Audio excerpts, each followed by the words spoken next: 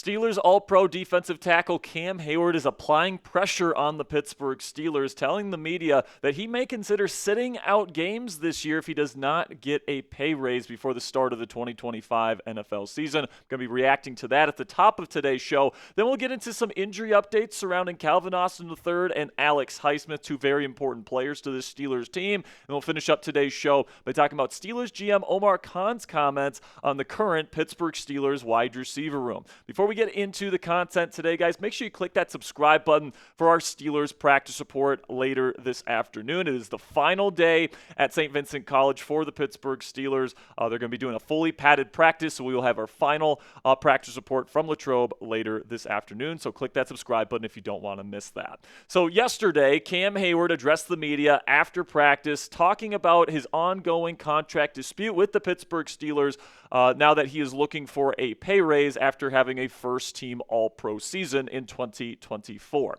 This is what Captain Cam had to say to the media yesterday about his dispute. He says, "Honestly, I'd love to be valued. I know what I bring to this team and what I'm capable of on and off the field. So it's hard for me to, after the year I've had, to really justify playing at the number I'm playing at. I understand I signed a contract last year, but to be completely honest with you, when I signed that, I told them, quote, when I have an all-pro year, expect me to come back to the bargaining table, unquote. I think everybody kind of giggled a little bit. I used it as motivation." And then when somebody asked him if he would potentially think about sitting out games this year if he doesn't get that pay raise, what he said was, quote, "There are definitely options out there that could reflect that." So that's certainly not a no. It's definitely not a yes. It's it's kind of a gray answer there.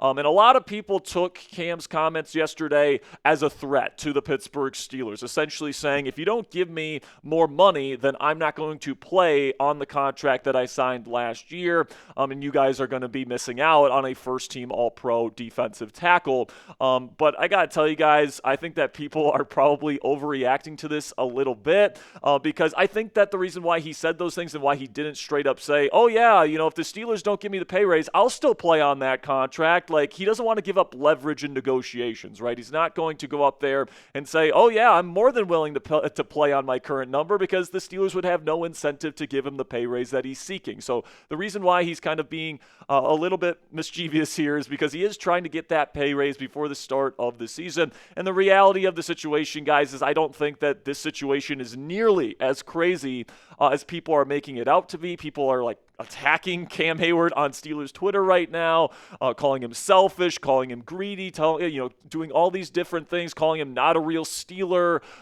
just things that I think are going a little bit too far, because I think that this is something that is completely workable for both sides to be happy heading into the 2025 NFL season. So here are some things that we know about this situation and why I don't think fans should be too worried about this at this point in time. First thing that you guys should know is that Pittsburgh likely isn't adding any more big money players, okay? So the cap space that they have available to make this work with Cam Heyward. As much as Steelers fans may want to get a guy like Terry McLaurin or Micah Parsons, a guy that would legitimately cost a lot of money for this football team, they're probably just not going to be looking to make another big money addition. This organization has already spent a lot of money in cash spending on big name players like TJ Watt, Jalen Ramsey, and more. And, I don't really think that the Steelers feel like they need to go out and make another big money addition before the start of the NFL season this year.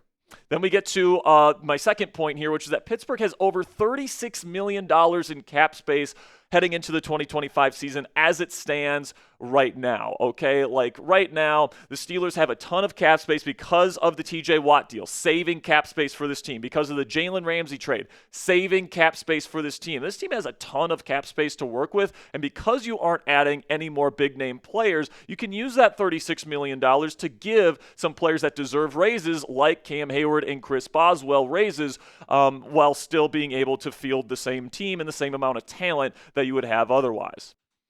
Third point here, guys, is that paying Cam won't prevent Pittsburgh from making additional moves in the future. Now, I think part of the reason why Steelers fans are upset is because they feel like this is going to cost an inordinate amount of money. It's going to take up a lot of the Steelers' available cap space, and they're not going to be able to make moves to maybe go out and get a receiver at the trade deadline or make a big move for a different position if there's injuries. But, guys, I think the highest raise that I could see Cam getting is that $12.95 million that he has slated for his roster bonus next year. I think at the very most, the Steelers would just move that $12.95 million that he's slated to make next offseason and convert that to a signing bonus this year. By the way, if you add that $12.95 million, that makes him the second highest paid defensive tackle in the National Football League. So I think that's the absolute max. I think it's probably closer somewhere in the range of $6 to $8 million of that $12.95 million gets converted into a signing bonus. But I do think that the max there is that close to $13 million range. And then when you add on Chris Boswell's raise, which could be up to somewhere around $3.38 million, that's what it would be needed to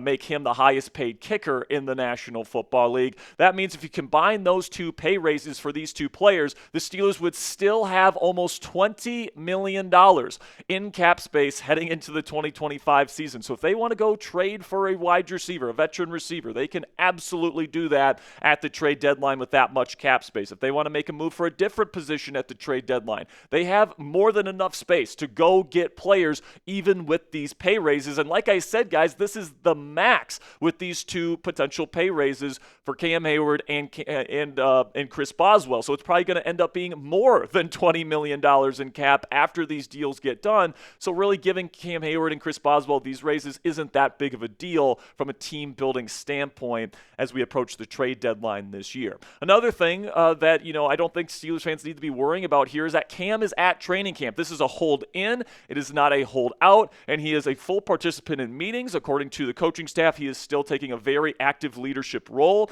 and he absolutely does want to be a Pittsburgh Steeler this year, and he is fully preparing himself for the start of the season. Defensive coordinator Teryl Austin had this to say about Cam's participation in camp outside of the team periods and practices. He's in every meeting. He is a leader.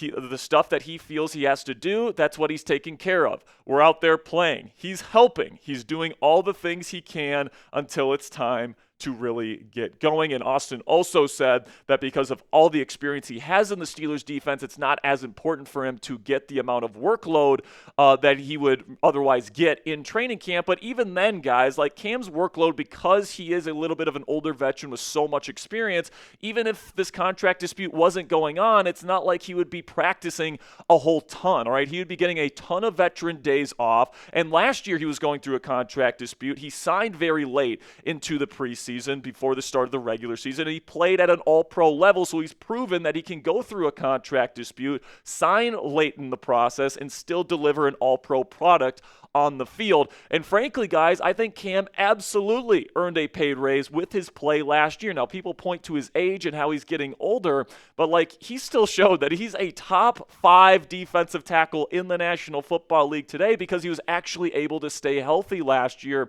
whereas some of the years prior, he wasn't. So you take a look at his profile last year. He had the second highest PFF grade in football at over a 90. All right, his stats obviously incredible. 71 tackles with those 12 TFLs, 8 sacks, and 11 PBUs, led all defensive tackles last year. And of course, it ended up being a first-team NFL All-Pro selection for him at age 35. So he is still a really, really good defensive tackle, guys, an All-Pro caliber one. And I've been seeing a lot of people on Steelers Twitter saying he's not that good and he's going to decline and all these different things.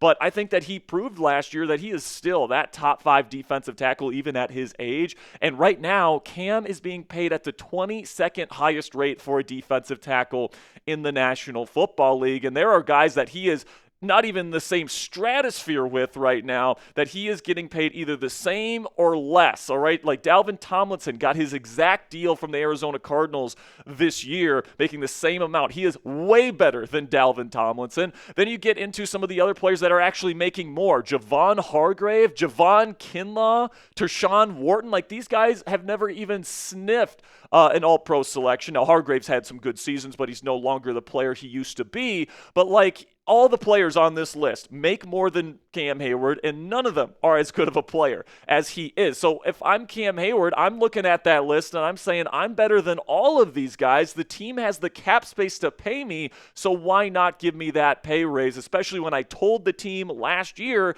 that I would be coming back wanting a pay raise if I became an All-Pro, which I delivered on, right? So if it doesn't hurt Pittsburgh's ability to make a move or, make an addition later on down the road, I don't really see the reason why the Steelers wouldn't make their star defensive tackle happy here, all right? It's not going to be that much of an investment here to raise his salary or move over that roster bonus or part of that roster bonus and convert that into a signing bonus, all right? It tells your players inside that locker room that if you are, one of the greatest sons of this organization, you're a great leader in that locker room, and you deliver high-quality results on the field, we will take care of you. If they don't do that, the message that sends to the locker room is we're a cheap organization that will not pay our high-end players when they bring us high-end production, and that is not the message that you want to send to the market in the National Football League. So this is a more than doable thing to do for the Pittsburgh Steelers, and at the end of the day, guys, I think Cam Heyward and the Steelers are going to find some sort of solution, and nobody will care what happened with this hold-in situation come October. So what say you guys? Let me know down there in the comment section. Does Cam Heyward deserve a raise? I think that he does. Let me know what your guys' thoughts on the situation are down there in the comment section. Give me a yes or a no for today's pinned question. In just a second here, I'm going to tell you about our sponsor today at Mando. And while I'm telling you about Mando today, get down there in the comment section and give me a yes or a no when it comes to Cameron Hayward. All right, so now let's talk about our friends today at Mando Whole Body Deodorant. And guys, Cassie and I just got back from our annual training camp trip to Pittsburgh to go to Latrobe and watch the Steelers practice. And something I always struggle with when I'm traveling is picking the right toiletries to bring on the trip. Am I packing too much, too little? What's allowed to go through TSA? It's just a pain. That's why this year I started packing smarter with our friends at Mando Whole Body Deodorant. With Mando, all I need to pack this year was a 4-in-1 acidified cleansing bar, which works as a shampoo, body wash, face wash, shaving lather, and deodorant all in one bar. Then for extra protection on those hot Latrobe afternoons, I also brought Mando's sweat control deodorant stick, which fights sweat off while also keeping you smelling fresh all day. I actually brought my stick of Mando deodorant that I use every single day that I brought to Pittsburgh as well. Whenever I was taking pictures with you guys in Latrobe, whenever you guys were saying hi, I didn't want to have nasty pit stains in the pictures you guys wanted to take, or if you guys wanted to give me a hug or something. So I trust Mando Whole Body Deodorant to keep me smelling fresh and keep my pits dry every single day. And guys, you guys can try out Mando today with their starter pack, which I really recommend for new customers because it comes with a solid stick of deodorant, cream tube deodorant, 2 free products of your choice. I really recommend you try out the mini body wash. I have a big bottle of Mando body wash in my shower at home. I prefer the bourbon leather scent. It's absolutely fantastic. And as a special offer for our listeners, new customers get 20% off site-wide with our exclusive code. Just use code CHAT at shopmando.com for 20% off site-wide, plus you get free shipping. That's shopmando.com and use code CHAT for that 20% off discount site-wide today. Also, we'd appreciate it if you would please support our show and tell them that we sent you. Protect your pits and smell great doing it with Mando Whole Body Deodorant today. So now let's get into some of the latest injury updates for the Pittsburgh Steelers. Some very positive news surrounding 2 players that are supposed to play pretty big roles for the Pittsburgh Steelers this year. We'll start with Calvin Austin III, who has a minor abdominal injury.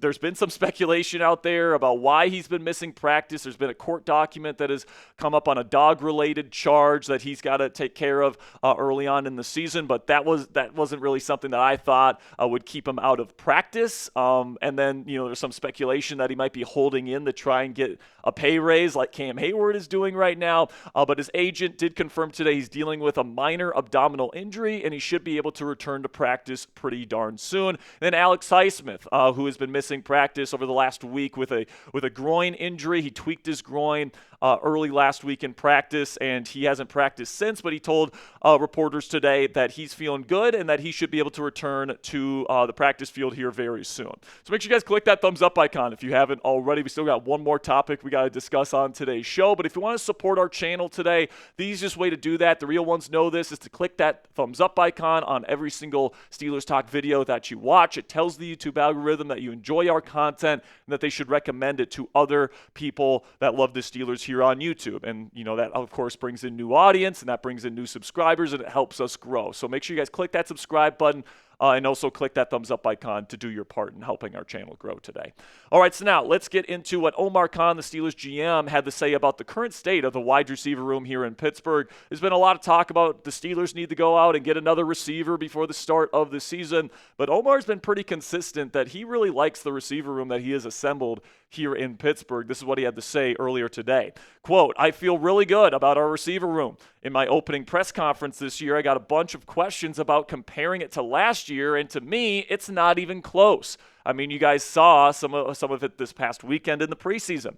Calvin's banged up a little bit, but we'll get him back. But Roman and Brandon Johnson, you saw the emergence of young guys like Keyshawn Williams, and obviously we added DK. I feel good about the group. And we traded for Jonnu, and I loved his versatility." So what's really interesting about Omar Khan's comments there to me is that he mentioned Brandon Johnson and Keyshawn Williams in that comment, but he left out other receivers like Robert Woods and Rock Taylor that a lot of other people are discussing about potentially making this team. So the fact that he's mentioning Brandon Johnson in that conversation might mean that he might be a little bit ahead of Robert Woods at this stage in camp, and then Keyshawn Williams getting the shout out from Omar Khan might be a little bit of an indication that he has been the one that has been getting the most eyeballs from coaches and the front office, as opposed to Rock Taylor. Now, maybe he just left those guys out because he just didn't think of them in the moment. But I will say, guys, Brandon Johnson has had a pretty sneaky good camp. He's been really good with that second unit. He's been getting open. He's been getting touchdowns in the 7 shots periods as well. Like, Brandon Johnson, has been a very solid veteran wide receiver for a while now. He's been more of a depth piece and a practice squad kind of guy for a long time, and he's certainly not going to be expected to be a starter for this football team this year. But would it shock me if he makes this team maybe over a Robert Woods this year if he continues to outperform him in camp? It definitely wouldn't surprise me. The Steelers like Brandon Johnson quite a bit. However, Omar did not rule out a wide receiver move at some point during this season. He actually pointed to the fact that he's always talking about possibilities, which certainly points to him looking at opportunities to upgrade this room. This is what Omar had to say about making another move at receiver. "If there's something worth looking at, we will. We will look at a lot of things. I'd like to tell you that they all come to fruition, but probably less than 10% of them actually do." So, we'll see if Omar ends up making a move at receiver. If they do, guys, I wouldn't expect it to be like a Terry McLaurin or like a very expensive piece. It'd be more of a older veteran, or it would be a younger type of player on a lower end contract, because they do want to play a lot of 13 personnel this year, guys. But my issue with the approach that the Steelers have taken to the wide receiver room, especially over the last 2 years, is that, what if the number one receiver gets hurt? Last year we saw what happened when George Pickens went down. All right, it wasn't good. It wasn't pretty. All right, I can't sugarcoat it. Right, and if DK Metcalf goes down in this offense, like, who is somebody that is actually able to step up and take that number one receiver role in the interim? Like, is Roman Wilson ready to do that? I would probably say no. Calvin Austin III, I would probably say no as well. Same thing with all the other receivers on this team: Woods, Skoranek, Miller, Taylor, Brandon Johnson, all the different guys that they have in here. A lot of these guys can work well in the roles that they were brought in to play. But if DK Metcalf goes down, this wide receiver room and this passing attack as a whole is going to be worse off because of that. So I think that's a big reason why Steelers fans are hoping they make another move so that they can get another legitimate starting wide receiver that can take that number one role in case of a Metcalf injury. But, in terms of this wide receiver room right now, guys, if, DK Metcalf can stay healthy, I think that this can work, especially with as much 3 tight end sets that they want to play. They're not going to be asking too much out of Roman Wilson and Calvin Austin III as secondary options in the receiver room if everything goes according to plan here. But it does make me a little bit uneasy that we're just one DK Metcalf injury away from Armageddon here in this wide receiver room. So predict it for me down there in the comment section. Will Pittsburgh make another move at receiver before the season begins? And if so, Who do you think that they're going to target? Let me know what you guys think down there in the comments section. And that'll be it for today's AM edition of Steelers Talk by Chat Sports. I know we're probably releasing this in the PM, but we will be having another video coming out later today with our full practice report from the final day of practice there in St. Vincent College in Latrobe. So make sure you guys click that subscribe button if you don't want to miss it.